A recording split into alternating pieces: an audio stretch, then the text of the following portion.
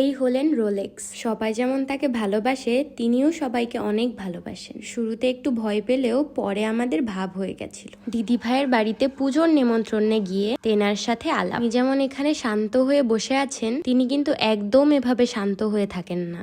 সারা বাড়ি দৌড়াদৌড়ি করে বেড়ান এবং কি চিলেকোঠার ঘরগুলোও বাদ দেন না তিনি। আমরা আসবো বলে দিভাই ওকে বন্ধ করে রেখেছিল ঘরের মধ্যে, তবে তিনি আমাদেরকে দেখে কি যে আনন্দিত হয়েছিলেন। পুরো বাড়ি এদিক ওদিক করে বেড়ান তিনি। ও হ্যাঁ, আপনারা জানলে অবাক হবেন, তার পছন্দের খাবার আইসক্রিম।